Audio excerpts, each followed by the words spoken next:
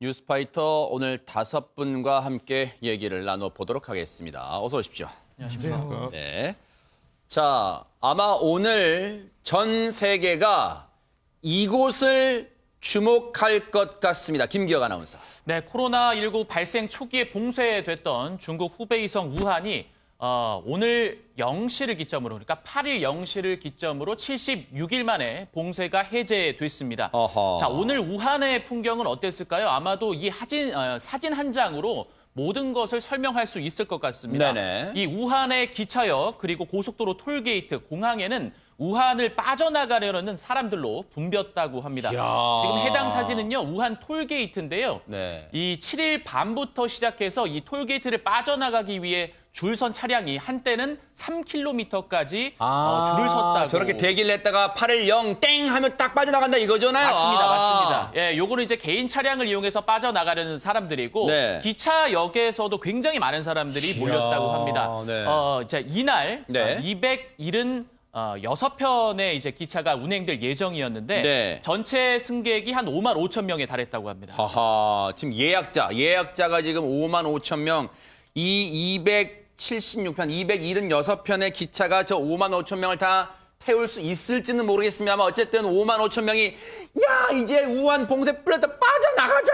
임방글 변호사님. 네. 진짜 우한은 진정된 거예요? 그러면 코로나19가? 지금 1월 23일부터 봉쇄가 됐잖아요. 네. 이제 4월 8일 0시부로 이 봉쇄가 해제가 됐는데 어제인 4월 7일에도 확진자가 나오지 않았고요. 4월 6일에도 나오지 않았습니다. 네. 요것만 보면 이 통계만 보면 이제 우한에서는 이제 코로나19가 점점 진정되겠구나, 되나 보다 이렇게 느낄 수도 있겠지만 네. 하지만 중국 내부에서도 이 우한 봉쇄 해제를 경계하는 분위기가 매우 강하다고 합니다. 그래서 중국 후베이성 정부도 이 신규 환자가 없다는 게 이제는 위험하지 않다, 이 의미가 아니다. 그렇기 때문에 우한을 떠나야만 하거나 직장에 복귀해야만 하는 사람 외에는 제외하고는 외출을 삼가야 한다, 이렇게 이야기하고 있다고 합니다. 하하.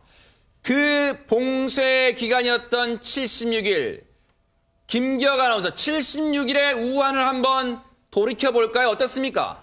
네, 76일 동안의 우한을 살펴보면 이렇습니다. 네. 일단은 2달 넘게 이제 우한이 완전 봉쇄가 되었기 때문에 뭐 들어가기도 못하고 나오지도 못했잖아요. 맞습니다. 그때 당시에 이제 우한의 주변 시민들도 네. 우한으로 들어가는 출입구를 뭐 트랙터로 막아놓는다든지 네. 아니면 나무 같은 것으로 환자를 쳐놓는다든지 이런 네. 상황이었거든요. 네. 그 아래서 또 우한 시민들은 서로를 응원하면서 자가 격리를 하는 등 굉장히 네. 조심스러운 모습을 보여왔었습니다. 네. 봉쇄 기간이 1월 23일부터 4월 8일. 보세요. 지금 이게 저렇게 한때 인터넷에 떠돌았던 사진인데 우한으로 들어오는 터널 입구를 흙으로 그냥 저 덤프트럭 동원해가지고 아예 원천 봉쇄 들어오지 마! 이렇게 했다는 거예요. 저렇게 곳곳에서 원천 봉쇄, 우한으로 들어오는 것도 맞고 나가는 것도 맞고 봉쇄가 1월 23일부터 바로 오늘 0시까지 이루어졌고요.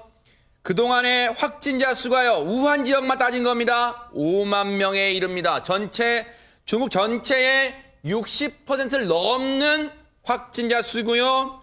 코로나19로 숨진 우한에서의 사망자 수가요. 2,500명이 넘습니다. 그리고 봉쇄 기간 우한에 갇혀 지낸 인구수, 주민수 900만 명에 달한답니다. 이게 저 야경이요.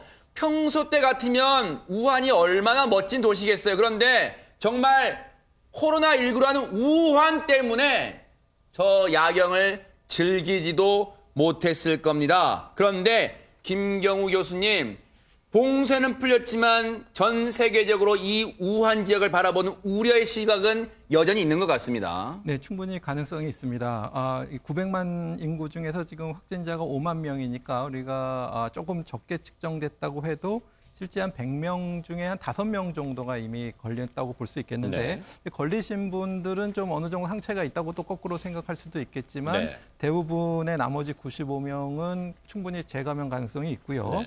그리고 특히 이제 하루에 검사를 해봤더니 무증상자가 네. 34명의 감염자가 확인됐다는 거거든요. 아하. 그러니까 이 코로나19는 그 감염돼도 증상이 약하거나 없다는 것이 굉장히 특이한 사항인데 네. 무증상 감염자도 있고 또 일부 중에는 증상이 있지만 증상을 숨기거나 열이 나도 해열제를 먹고 우한을 빠져나가려고 하는 분들이 있을 가능성이 있기 때문에 아하. 얼마든지 다른 도시로 이 감염자가 나갈 가능성이 있다고 보겠습니다. 그러니까요. 그래서 우려 섞인 목소리가 여전히 나오고 있는 거예요. 그런데요, 김기혁 아나운서. 네.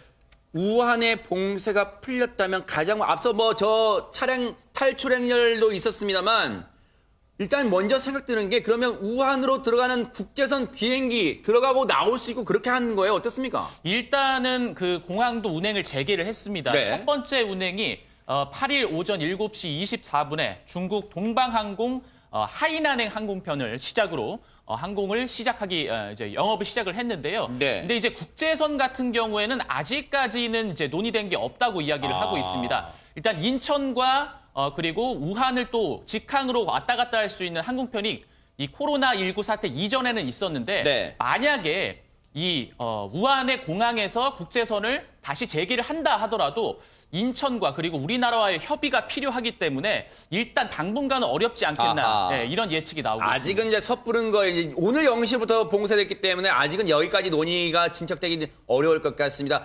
관련해서 지금 어떤 상황일지요 한번 들어보시고 이어가 보도록 하겠습니다.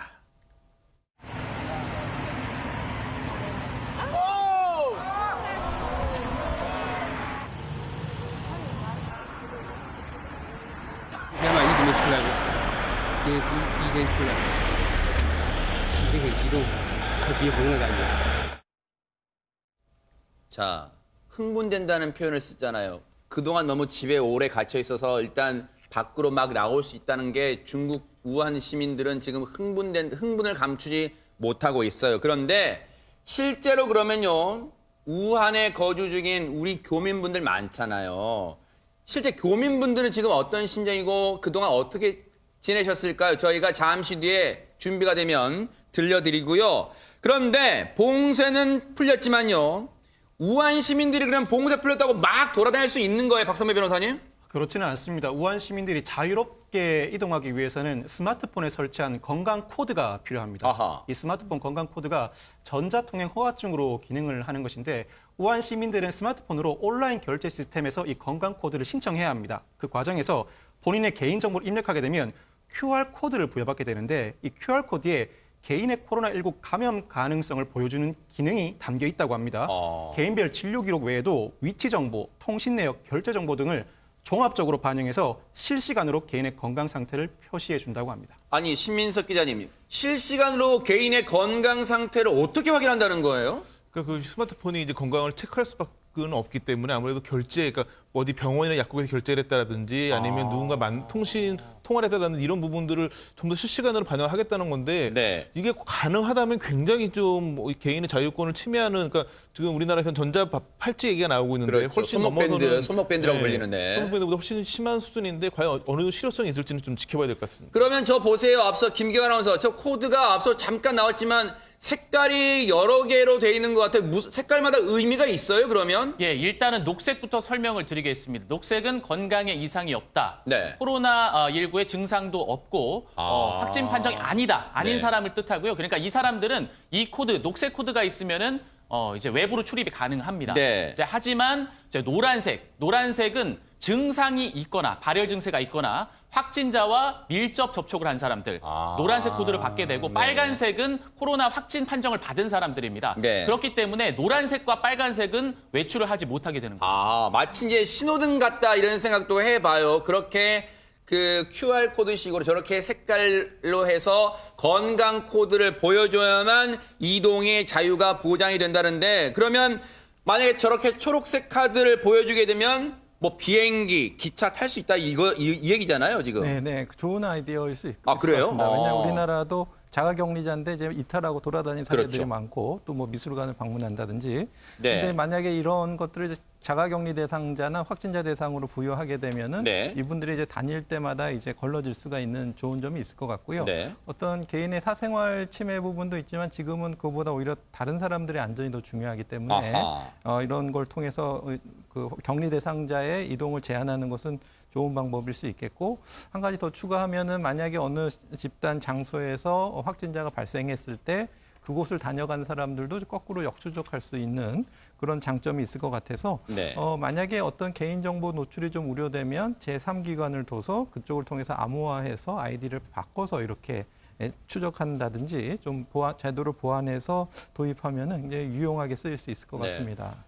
근데 어쨌든 모든 제도가 동서고금 막론하고 모든 제도가 다 좋은 점만 있는 게 아니라 취약점도 있잖아요. 저게 보호자 없이는 이동이 제한된대요. 그래서 사회적 약자 계층을 좀 배려하지 않은 거 아니냐. 중국 내에서 지금 이런 목소리가 나오고 있답니다. 그런데 보세요. 우한은요. 중국의 후베이성 안에 있는 도시예요. 그런데 다른 성, 중국에 여러 성이 있잖아요.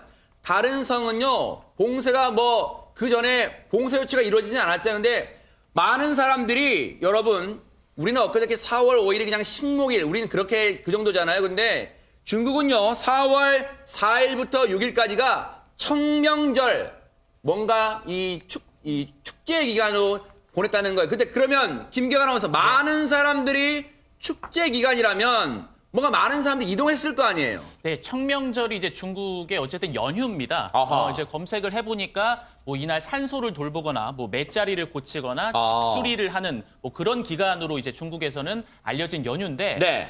일단 아무래도 연휴다 보니까 이런 의식적인 행사를 하는 사람들도 있지만 관광지를 찾는 사람들도 많이 그러겠네요. 있습니다. 사진 한 장 보시겠습니다. 네. 중국 안후이성의 대표적 관광지인 황산입니다. 여기는 사회적 거리두기라는 단어를 쓸 수가 없네요, 여기는요. 맞습니다. 불과 며칠 전 사진이에요, 이게. 네. 안후이성 영상 이전에. 네, 영상입니다. 네. 엄청난 인파가 이 황산이라는 곳에 몰려 있습니다. 그런데 네. 빼곡히 사람들이 서 있는데 네. 마스크를 쓰고 있는 사람도 있지만 안 쓰고 있는 인원들도 굉장히 그리고 많이 써도 보였습니다. 턱으로 내린 사람도 있어요. 지금 화면에 봐도. 네네, 예, 말씀하세요. 맞습니다. 네. 그리고 정말 거의 다닥다닥 붙어 있기 때문에 여기 이렇게 되면- 이분 안 썼네. 앞에 보면 안 썼네. 네네, 말씀하세요. 맞습니다. 네네. 맞습니다. 예, 여기까지입니다. 아하, 저렇게 안후이성의 대표적 관광지 황산 저기에요. 사흘 동안 매일 2만 명 넘는 인파가 몰렸으니까 얼마겠어요. 그리고 저곳의 기차 운행 횟수가 하루 400만 회를 돌파해서 중국 춘제라고 있죠. 설 연휴 그때 이후에 최고치를 기록했다고 하는데 저렇게 되면 너무 경계가 한꺼번에 느슨해진 거 아니에요? 임방글 변호사님? 그럴 수도 있죠. 그래서 CNN이 또 그런 지적을 했습니다. 중국의 확진자 수가 더 늘어날 수 있다. 지금 아하. 해외에서 지금 미국, 유럽 정말 확진자 수가 급증하고 있잖아요. 그러니까 해외에서의 역유입도 이 코로나19의 또 전형적인 특징 하나가 무증상자들이 많잖아요. 그렇죠. 그러니까 네. 이 중국 내에 있는 무증상자들에 의해서 또 확진자가 더 늘어날 수 있다. 이렇게 경고하고 있습니다. 보세요. 요 앞에 사진 보면 요 앞에 안 썼잖아요. 마스크. 그거 안 쓴 분들 지금 너무 많은데 그런데요. 지금 이런 가운데 중국인들을 자극하는 논란이 되고 있는 티셔츠가 있다면서요. 신민석 기자님. 네, 아무래도 그 해외에서 중국인이 아닌 아시아인들이 하고 싶었던 얘기를 옷에 이렇게 프린트를 한 것 같은데 아하. 나는 중국인이 아니다. 나는 아시아인은 맞지만 중국인이 아니다. 나는 중국인이 아니고 나는 대만인이다. 이런 걸 이제 셔츠에 프린트해가지고 입었다는 걸 이제 한 트위터가 올리면서 야. 화제가 됐는데 어찌 보면 이제 정말 외국에서 좀 저런 것 때문에 힘든 아시아인들이 저런 옷이라도 입어야 되려고 그런 고민하는 게 아닌가. 한국인이라는 표현까지 등장하네요. 네. 네, 그러니까 나는 한국인이지 중국인이 아니다. 아니다. 아하. 근데 중국인들은 사실은 중국인들은 굉장히 아시아의 중심이라는 자부심이 강했던 민족이었기 때문에 네. 이런 이제 그런 의상이 나오는 거에 대해서 굉장히 좀 반발을 하고 있고 해가지고 이게 또 어찌 보면 인종차별 문제로 연결이 되기 때문에 좀 답답한 심정은 이해가 되지만 저런 네. 부분이 오히려 아시아인 전체에 대한 인종차별로 이어질 수도 있는 그런 우려도 있습니다. 이게 박성배 변호사님 사실 글쎄요. 이런 표현을 하면 중국 분들이 서운할지 모르겠지만요. 뿌린 대로 거두는 거예요. 왜냐하면 코로나19 사태가 급속히 번질 때 중국 국민들이 중국에 있는 우리 대한민국 교민들한테 어떤 푸대접을 했어요. 그걸 생각하면 지금 이렇게 역으로 당하는 것 같기도 해요, 지금. 본인들이 그 당시에 적절한 대처를 하지 못하고 오히려 외국인들에게 상당한 푸대접을 함으로써 압박을 가했던 적이 있죠. 그럼으로써 아시아를 비롯한 세계 각국으로부터 상당한 비난을 받았는데 네. 그 반작용일 수 있다고 생각합니다. 물론 어떤 나라의 국민든지 간에 해외에서 차별을 받거나 부당한 대우를 받아서는 안 되겠지만 그렇죠. 본인들이 뿌렸던 전례가 있기 때문에 오히려 아시아 국가 내에서도 중국을 향해서 비판의 목소리를 내고 자신의 표현 방식으로 다소 중국을 자극할 만한 저러한 표현 방식을 사용하는 그 결과에 이르지 않았나 싶은 생각이 듭니다.